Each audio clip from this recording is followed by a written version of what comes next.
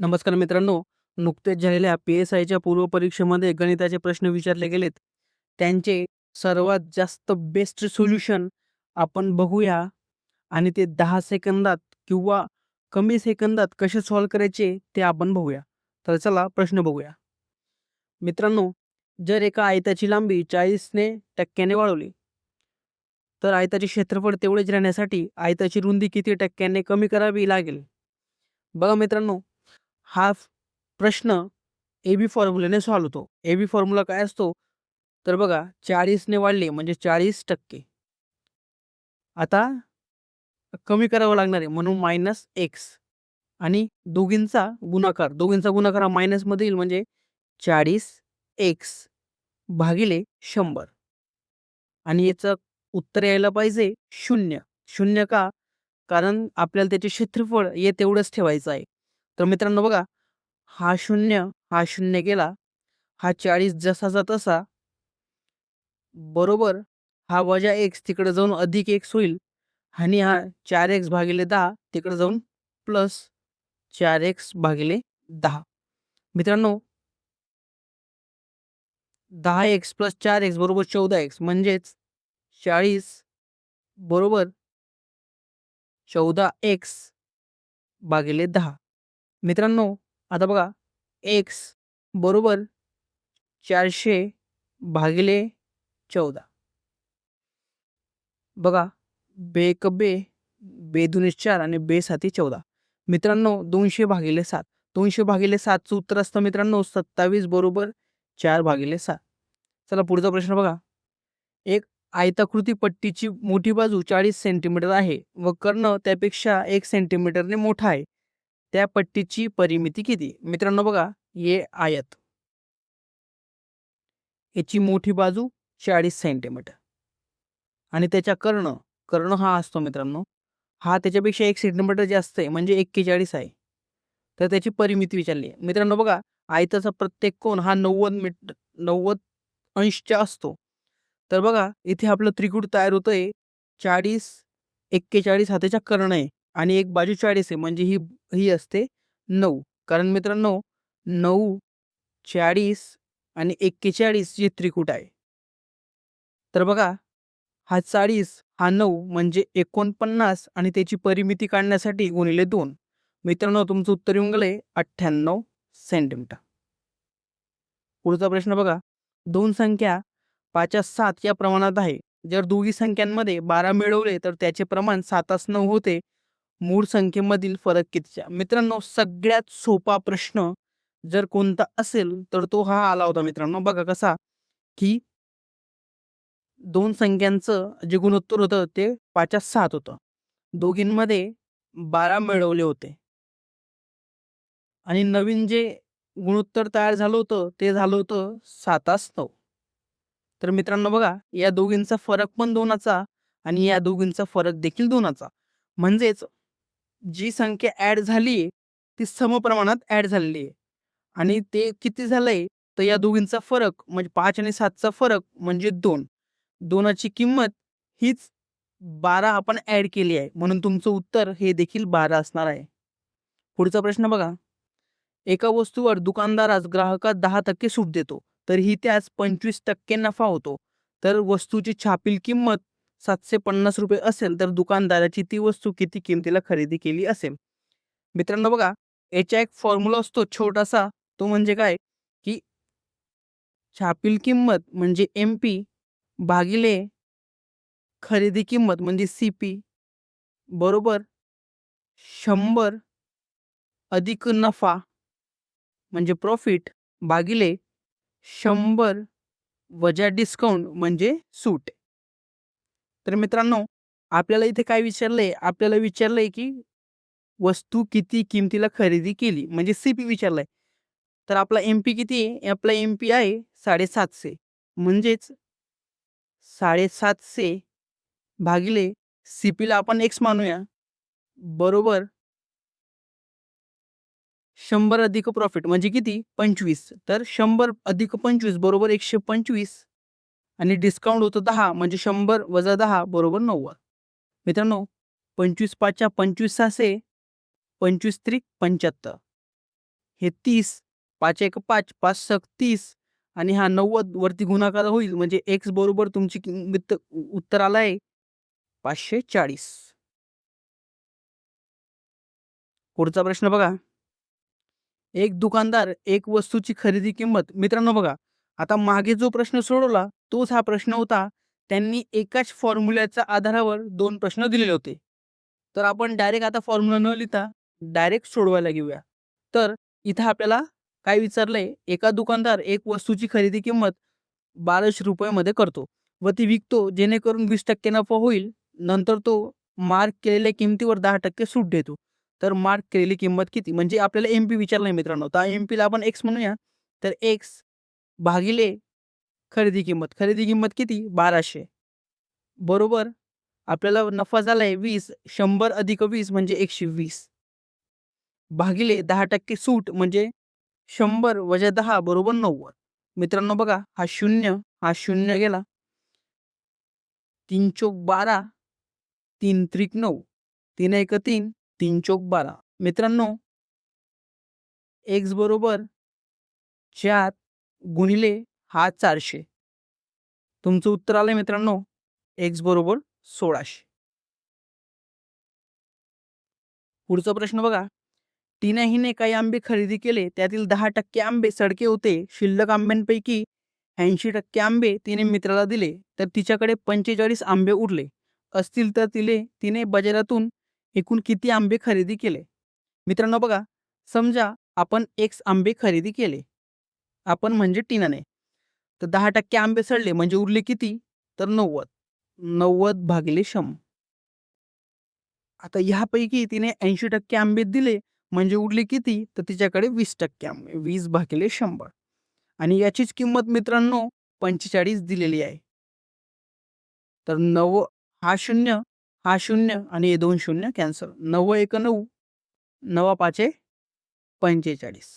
Bake बे, बे पंचे 10 म्हणजे x बरोबर 5 गुणिले 50 बरोबर 250.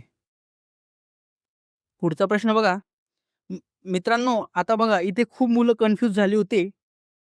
कारण इथे 3 ऑप्शन असे होते, की मुलांचं थोडं कन्फ्युजन आणि उत्तर चुकलं. ते कसं बघा, आता आपल्याला विचारलंय वायची किंमत इथे. 2 इक्वेशन दिलंय आणि वायची किंमत विचारली. तर मित्रांनो हा प्रश्नामध्ये जेव्हा दुसरं पदाचं किंमत विचारली जाते, तेव्हा या दोघींचा फरक घेऊन भागिले 2 करावा लागतो. तर 3y बरोबर 118 वजा मायनस 62 भागिले 2. मित्रांनो 3y ची किंमत ही झाली 118 वजा वजा अधिक आणि 62 म्हणजे 180 भागिले 2. तर मित्रांनो 3y ची किंमत आली 90. आता मित्रांनो काही पोरांनी एवढं सोडवलं आणि 90 टिक केलं असेल, पण नाही. तिथे आपल्याला 3y न विचारता त्याने फक्त y विचारला आहे. म्हणून हा 3 भागाकारात होईल आणि y बरोबर तुमचं उत्तर येईल 30. तर 90 तुमचं उत्तर नसताना तुमचं उत्तर येतं 30. पुढचा प्रश्न बघा.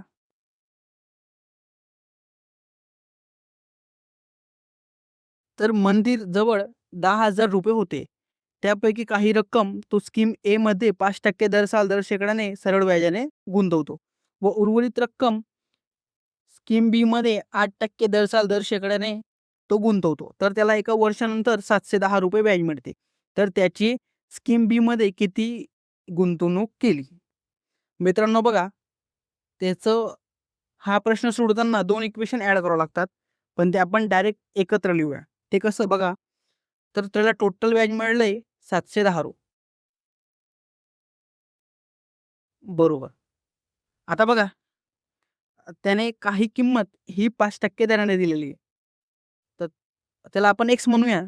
तर एक्स दर शेकडा 5 आणि हा भागिले 100 अधिक आता इथे एक्स आहे म्हणजे दुसरी रक्कम असेल तर 10,000 वजा एक्स आणि याचा व्याज होतं 8% म्हणजे गुणिले 8 भागिले 100. मित्रांनो 100 कॉमन निघून हा 710 ला गुणला जाईल. तर बघा 71,000 बरोबर हा 5x अधिक हा 8 या दोघींना गुणला जाईल म्हणजे 80,000 वजा 8x. मित्रांनो हा 8x मोठा आहे त्यामुळे आपल्याला त्या साईडला घेऊन जावं लागेल. तर हा 8x हा 5x तिकडे जाऊन वजा 5x होईल. 5x बरोबर 80,000 मधनं 71,000 गेले तर उत्तर आलं 9,000. मित्रांनो आता बघा 8x मधनं 5x गेले तर उत्तर आलं 3x बरोबर 9,000. तर आपली x ची किंमत आली 3,000. मित्रांनो त्यांनी आपल्याला x ची किंमत न विचारता बी स्कीममध्ये म्हणजे 10,000 वजा x म्हणजे 10,000 वजा 3,000 बरोबर तुमचं उत्तर आलं मित्रांनो 7,000. पुढचा प्रश्न बघा. 2 व्यक्ती एक काम एकत्रितपणे 24 तासात पूर्ण करतात. जर त्यांच्यातील वेगाने काम करणारी व्यक्ती दुसऱ्या व्यक्तीपेक्षा 3 पट वेगाने काम करत असेल, तर फक्त वेगाने काम करणारी व्यक्ती ते काम किती वेळात पूर्ण करेल? मित्रांनो बघा, समजा ते 2 व्यक्ती होते ए आणि बी. समजा हा ए फास्ट काम करतो म्हणजे एकची क्षमता जास्त आहे. तर तो 3 पट आहे बीच्या म्हणजे हा 3 आणि हा 1 आणि हे दोघींनी मिळून ते काम केलेलं आहे 24 तासात. म्हणजे आपण टोटल काम कसं काढतो मित्रांनो तर क्षमता आणि गुणिले वेळ. तर 24 तास म्हणजे वेळ गुणिले क्षमता, क्षमता की त्यांची किती गुणिले 4. आणि मित्रांनो त्यांनी सांगितलंय की फक्त वेगाने काम करणारा वेळ ते पूर्ण काम किती वेळात करेल. वेगाने काम करणारा कोण ए त्याची क्षमता किती 3 म्हणजे 24 गुणिले 4 भागिले 3. 3 एक 3 3 8 24 आणि 8 चोक 32. मित्रांनो तुमचं उत्तर येऊन गेलंय. पुढचा प्रश्न बघा. 2 रेल्वे गाड्या एका दिशेने अनुक्रमे 112 किलोमीटर ताशी व 76 किलोमीटर ताशी या वेगाने धावत आहेत. वेगवान गाडी ही धीम्या गाडीत बसल्याने एका व्यक्तीला 20 सेकंदात ओलांडते. तर वेगाने गाडीची लांबी किती? तर मित्रांनो बघा, दोघी रेल्वे जेव्हा समान दिशेला जातात तेव्हा त्यांच्या जो स्पीड असतो त्यांचा आपल्याला फरक घ्यायचा असतो. ठीक आहे. आणि हा प्रश्न फक्त बेसिक फॉर्म्युलाने सॉल्व्ह होईल. तर ते बेसिक फॉर्म्युला कोणता असतो? तर स्पीड बरोबर डिस्टन्स भागिले वेळ. तर स्पीडचा फरक घ्यायचा आहे म्हणजे 112 वजा 76 बरोबर तुमचं उत्तर आलंय 36. तर 36 किलोमीटर पर हॉवरमध्ये आहे. याला आपण मीटर पर सेकंडमध्ये करतो. ते करण्यासाठी याला 5 भागिले 18 ने गुणावं लागतं. आणि हा वेळ हा इकडे जाऊन गुणिले होईल म्हणजे गुणिले 20 सेकंद. तर तुमचं उत्तर निघून जाईल. आपण याला x मानूया. तर 18 एक 18, 18 दुने 36, 5 गुणिले 2, 10 गुणिले 20 बरोबर 200. तर तुमचं उत्तर आलं मित्रांनो x बरोबर 200.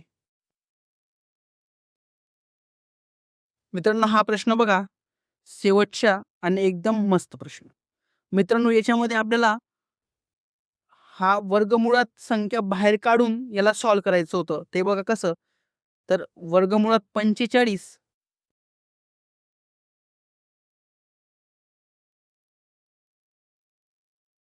अधिक वर्गमुळात 245 भागिले वर्गमुळात 320 वजा वर्गमुळात 180. मित्रांनो बघा याला सॉल्व्ह कसं करायचं होतं? तर मला दिसतंय की सगळ्यांमध्ये 5चा गुणाकार आहे. म्हणजे आपण 5 बाहेर काढूया. तर बघा अंडर रूटमध्ये 45 म्हणजे 9 5 45 आणि 9 अंडर रूटच्या बाहेर आलं तर 3 आणि हा अंडर रूट मधला 5 जसाच तसा अधिक 245 याला 5 ने भागलं तर 5 चोक 20 आणि 5 नम 45 म्हणजे 49 गुणिले 5, 49 अंडर रूटमधनं बाहेर निघताना 7 आणि हा अंडर रूटच्या 5 जसाच तसा भागिले 320. 320ला 5ने भागलं तर 5 × 30 आणि 5 × 20 म्हणजे 64. 64 वर्गमूळाच्या बाहेर निघाला म्हणजे 8 आणि हा वर्गमुळात 5 वजा 180 वर्गमुळात तर भागिले 5 केलं तर आपण उत्तराला 36 गुणिले 5 तर 36 वर्गमूळाच्या बाहेर निघाला तर 6 आणि हा वर्गमूळाचा 5 जसाच तसा. मित्रांनो 3 वर्गमुळात 5 अधिक 7 वर्गमुळात 5 बरोबर उत्तर आलं 10 वर्गमुळात 5. मित्रांनो खाली बघा 8 वर्गमुळात 5 वजा 6 वर्गमुळात 5 यांचा फरक म्हणजे 2 वर्गमुळात 5. हा वर्गमूळ 5 वर्गमूळ 5 कॅन्सल बे एक बे बे पंचे 10. तुमचं उत्तर येऊन गेलं मित्रांनो 5. कसा वाटला व्हिडिओ मित्रांनो नक्की सांगा.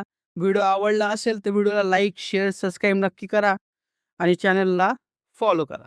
धन्यवाद.